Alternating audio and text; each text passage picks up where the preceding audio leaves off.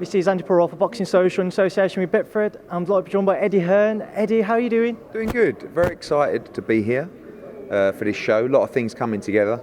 Obviously Matchroom, DAZN, Sky Sports, World Boxing Super Series, working with Lee Selby again. It's a great card. I think everyone's probably sick and tired of me saying it's the card of the year, but sorry guys, it's the card of the year. It really is.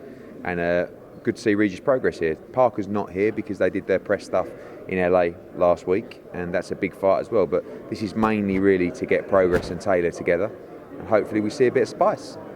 Now we'll come on to press conference very shortly and to the fights. What did you do with your weekend, Eddie? Because it's the first weekend in many without any boxing on whatsoever. So what did you get up to? I can't even really remember now. What did I do? Come back from Friday. I didn't get left Sky late on Friday, and got in the car, put it in Waze, and it was 2.5 hours home around the M25, which was a right kick in the nuts. Got home late Friday. Saturday, I just went to the park with the kids, and then went to bed. Sunday, it's my granddad's 92nd birthday yesterday, so I was in a pub with him having Sunday lunch with all the family. I feel good, ready to go Wednesday back to New York for Haney Abdullayev. Hardy against Serrano and Kuzmin against Hunter as well, and then leave New York Saturday morning for the KSI Logan Paul presser in LA on Saturday afternoon, which is going to be mental, and then fly back, and then we've got Italy the week after. So we've got nothing on September the 28th, which I think is our only free weekend of the year. So yeah, I feel good. Last week didn't take as much out of me as I thought, because you don't really get jet lag when you don't know where the fuck you are, if that makes sense. You know what I mean? You're just literally, you're not thinking what time is it here, you're on the go. And yeah, as you can see, I'm fresh, I'm handsome, and I'm still alive. How difficult is it though? You know, we know that you've got a young family and you spend a lot of time away from them working. How do you try and find that balance to try and keep everybody happy? Very difficult. It's a question I don't really get asked very much in interviews, because everyone wants their pound of flesh. It's something that you have to really look at in your life and say, how long do you want to do this for? Do you know what I mean? Because I love what I do. Of course I do. I wouldn't do it if I didn't. And I'm very, very competitive. So when you step away from something, like my dad did once from boxing, you have to be willing to say to your competitors, okay, see you guys, good luck with everything. Do you know what I mean? So you kind of like, I guess the perception might be there that you've lost, but you haven't. You've just stepped away for the goodness of your life. And these are years with your kids that you don't get back.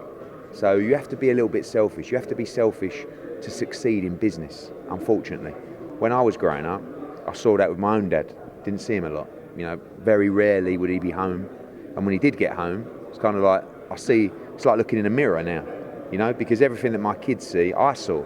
Didn't affect me, really. You know, I don't ever feel like, you know, I was deprived as a kid, or I didn't have the love of my family, but I do know that it would always be, when's Dad home? When, you know, what day's Dad coming back? And that must be the same for them. So you've got to get the balance, but I go back to the fact you've got to be ruthless and you've got to be selfish in business to succeed. That's what I've been taught. And my dad, when I was born, was playing a game of snooker at Romford Snooker Club, and the hospital called the snooker club and said, your wife's giving birth, you need to get here.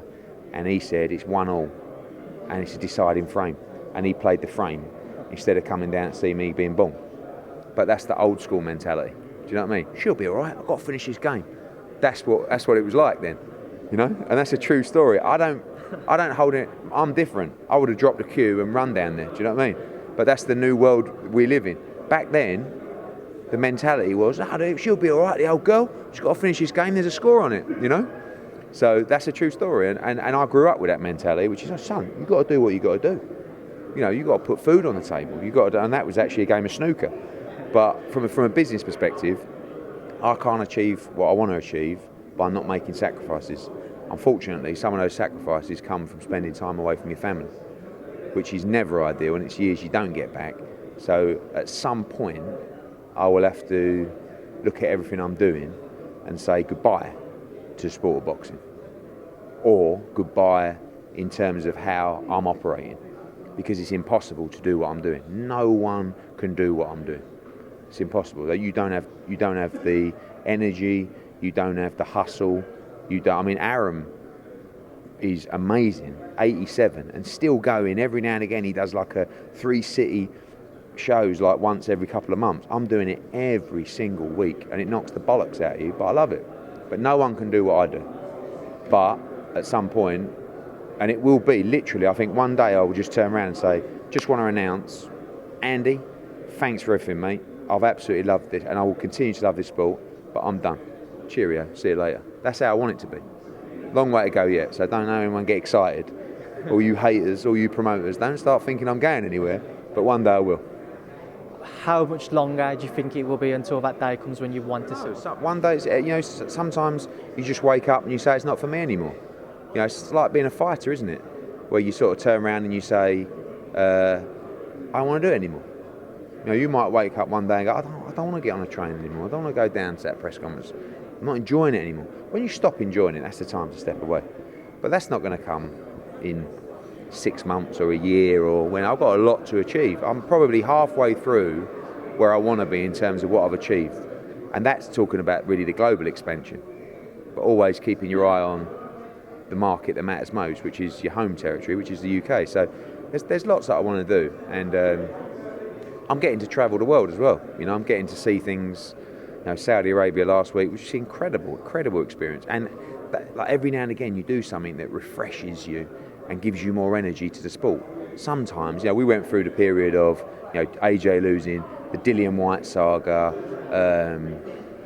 A couple of other things as well. I can't remember what it was. Jarrell Miller failing test, AJ losing, the Dillian White thing, and it's like afterwards you start thinking, what the fuck am I doing this for? But then you come through that and you go, do you know what? I battled through that well, and I can see things are picking up. This is happening, that's happening, and going to Saudi just made me feel alive again because people are so fresh for boxing. So new market, new excitement, and and then you do like Campbell Lomachenko, and you get the response from that, and the people saying, no thanks, that was great, and then you got this, and everyone's like, wow, these shows are unbelievable. And then you might get a period where everyone says, oh, Matchroom haven't done much for a couple of months, or maybe they're on the slide, and you just go wallop, kick in the nuts, have some of that. So yeah. On to a boxing talk, Ed, what we're here for. Regis Prograis-Taylor, World Boxing Super Series final. It's finally officially been announced. We've got the press conference here today. What are your thoughts on the fight itself? I think it's a brilliant fight. I think two guys who, they're not untested, because of course they're world champions, but how good they are is what we want to find out now. I mean, we had a brilliant unification fight between Ramirez and Hooker, one of the best fights I've seen live, and now you got the other one in the division. So Progress thinks he's the best, Taylor thinks he's the best. We know they're both world-class fighters. Who is the best? How much more has Taylor got? Because I think he's never really been pushed to the max. And until you are, you never really find out how much more they've got in the tank. Progress hasn't really had to go to the well, has he? Maybe they're both at their limit, or maybe they've both got miles to go. That's why I think you're going to get a cracker. Unification, 2 world champions, massive fight. Obviously, final of the World Boxing Super Series as well. And, great to be working with Callum and the guys to help put this fight on. Because I wanted to promote it for a long time. We did the Sky fight for the semi-final with Taylor against Barancic. I didn't want to miss out on this, so it was a big coup to get it. What was it like trying to negotiate with Callum? Callum's a good friend of mine. Known him for, blimey, I mean, his dad and my dad used to do business together, so there's always that respect. He's grown up in boxing, so have I. He's hilarious. He's a character, a little bit crazy. I think the fans like him because he's that crazy guy. But he's also a very good businessman. He's cut from the same cloth as his dad. Him and Nisse, they love boxing. They're boxing people. They're very straight. I've never done a deal with him that hasn't worked out. And, this was a deal that worked for everybody. And also trying to put the pieces together of, DeBella, Progress, Taylor, all the arguments, getting them all together and goes, guys, let's get this over the line. It's a great fight, let's make it happen. Now on the undercard, you've thrown a few names that you promote onto there. We'll start off with the heavyweight. Seems to be, with most cards now, there has to be one big heavyweight fight on there. And it is in fact Derek Chisora versus Joseph Parker. What was the decision and the thinking behind making that fight, Eddie? Well, it's a fight we wanted to make for a long time. I think Chisora's he's just getting better and better and better. Obviously we signed Joseph Parker as well. That was a fight that's been talked about for months. And, it was a case of, I just think it's the natural fight for both. Parker's a former world champion, lost to AJ, lost to Dillian White in a great fight, and Chisora's had quite a few losses but has come back in great form. Even was winning the Dillian White fight till he got knocked out, beat Gashi, beat Spilker, which was really impressive, and now, if he beats Joseph Parker, you have to look at giving him a shot at the world title. So David Haye, Dave Coldwell done a great job, and I think the Parker fight is just such a great fight style-wise. Parker's going to come to fight, Chisora's not going to take a step backwards. It's going to be a brilliant heavyweight fight, and I think anything can happen in that fight. I think if you would have asked me 6 months ago, I would have told you, I think Parker's a favourite in that fight. Now I think it's a 50-50, and I'm not sure what we're going to get other than a complete all-out tear-up. Lawrence Okolie making a step up for a European title as well. How do you see his career progressing, and what do you expect Ngannou to bring that Lawrence needs to adapt to? I think Ngannou is a level well beyond Okolie's ever been. And he's been thrown in early, Okolie, and some of his performances have been good and some have been dreadful because he won, but they haven't been what we hoped they'd be. Under Shane, I think his style is changing. I think his feet is improving. I think he's learning to fight on the inside. But Ngannou is levels beyond, no disrespect to Wadi Camacho and these kind of guys that he's been boxing. So we're going to find out all about Lawrence Okolie on this night. And although he comes in for stick, you can't do anything but respect the rate that he's moving. He got mandated for he fought Matty Askin in his 8th fight, something like 7th fight, beat him. Now he's been mandated to fight for the European title straight away against an undefeated fighter, straight in, yes please. He wanted to fight Lebedev, he wants to fight for the world title now. So if he can win the European title, I think he goes on, and I do think he challenges for a world title soon. If he can be entertaining, even better. But, I think he's got that style and he's so tough to beat that he's not always going to be entertaining. But if you can be, that's the name of the game, and he can punch very hard. Now, moving away from this card, I want to touch on the fight that's coming up on Friday night, Hearn Abdullayev and that card. That is a brilliant fight as well. Burn Selby. Did I miss Burn Selby? Oh, my bad. I thought I did right. So we'll touch Burn Selby first, then Burn Selby. I mean, look, working with Lee again, and of course worked with Ricky Burns for a long, long time. Once my dad made a fight which was between Frank Bruno and Joe Bugner, which was the last word is goodbye. And what that meant was whoever loses is goodbye. Right? And that's what Burns and Selby, two great servants to British boxing. Lee Selby, former world champion. Ricky Burns, free-weight world champion. Complete 50-50 fight. Great fight. And another monster fight for the card. And we move on to this Friday in New York. Now I want to stick with Ricky Burns, Lee Selby. Sorry, Eddie. Ricky Burns, obviously, his last world titles were at super lightweight. Making that drop back down to lightweight, Lee Selby jumped up 2 weight divisions after his Josh Warrington defeat.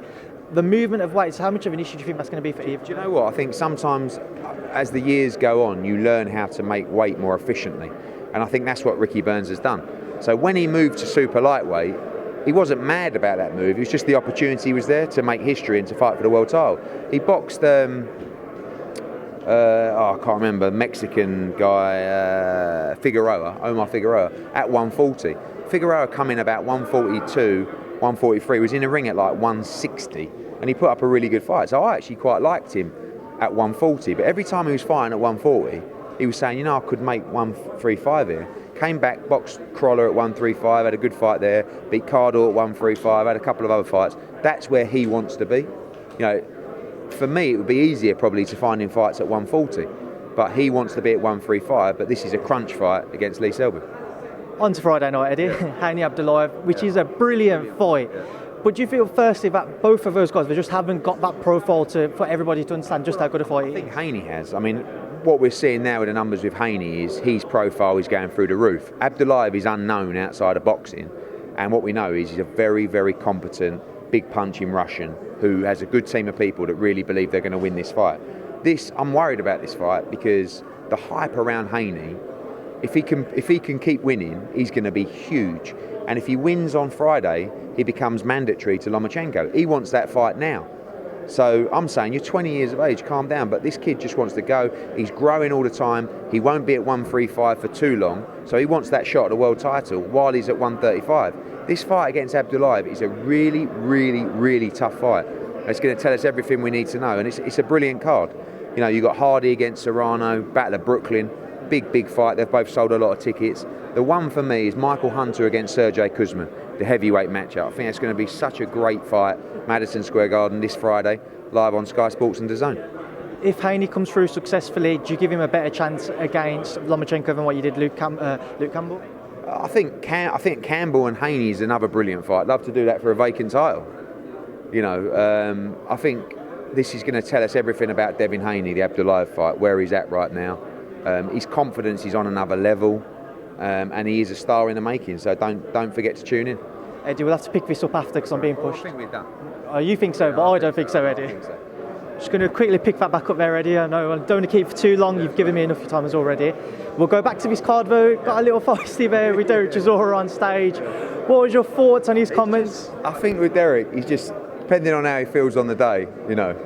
I thought he was a little bit disrespectful towards British Progress and Josh Taylor. I mean, I understand his point as well, and I guess that's one for Sky to address, who they're going to make main event on the night. But you know, I think the general feeling is that the fight for supremacy on the card is Josh Taylor against Regis Progress. But Derek Chisora obviously didn't feel that way.